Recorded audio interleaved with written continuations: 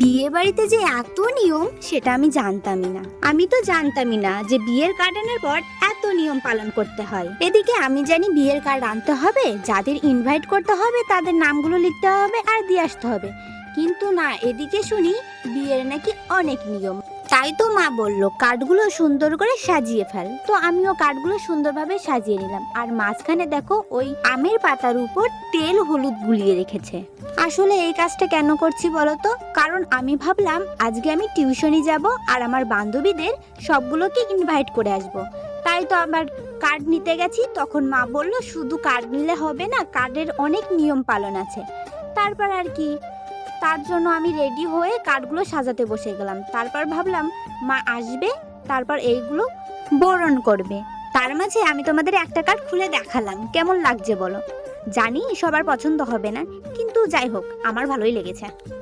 তারপর আমি দিদিকে বললাম তুই একটু ভালো করে ভিডিও কর তো, এই শুধু কার্ডগুলো, যাতে একটু স্লো মোশন ভাব আসে, আমার আর বেশি এডিট করা না লাগে, যাতে ভিডিওটা দেখে বোঝা যায় যে হালকা স্লো মোশন করা। কিন্তু তাই কি আর হয়? দেখো আমি ওই কার্ডটা ঢুকাতেই পুরো বুড়ি হয়ে যাচ্ছি। লাস্ট অবধি কার্ডটা ঠিকঠাক রাখতে পারলাম। তারপর আমি শুনছিলাম কোন আঙুল দিয়ে দিতে হয়, কোন আঙুলটা শুভ। ওইদিকে মা ছিল, তাই মায়ের থেকে আমি চিৎকার করে শুনছিলাম। এদিকে তো আমার তাড়াহুড়ো বেঁধে গেছে, কারণ আমার টিউশনের টাইম হয়ে গেছে। এদিকে এত নিয়ম পালন করতে হবে, আমি আগে জানলে আমি আগেই বসতাম, কিন্তু আমার তো জানাই ছিল না যে এত নিয়ম পালন করতে হয়।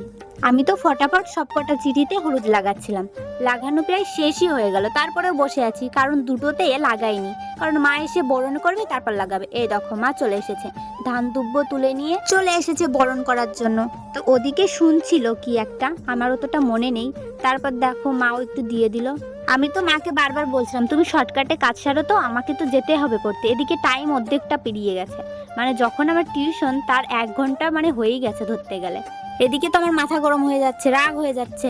আমি বললাম তাড়াতাড়ি কি তুমি কাজ সারবা, আমার কিন্তু পড়তে যেতে হবে। এদিকে মা বলছে এগুলো কি তাড়াতাড়ি করার জিনিস নাকি? এদিকে আমি আর কি করবো, চুপচাপ বসে আছি। এদিকে আমার রাগ হয়ে যাচ্ছে, এত আস্তে ধীরে করলে কি হয়, আমার তো টাইম হয়ে যাচ্ছে। লাস্ট অবধি কি হয়েছে বলো তো? লাস্ট অবধি আমার পড়তে যাওয়াই হয়নি, আমার খুব রাগ হচ্ছিল। আমি বললাম ধুর ছাতা, যাবই না। তোমরা দেখতে পাচ্ছ আমি কত মন দিয়ে দেখছি।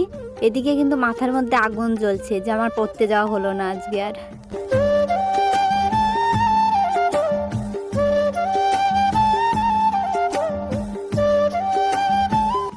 অবশেষে মায়ের সব নিয়ম পালন করা হয়ে গেল।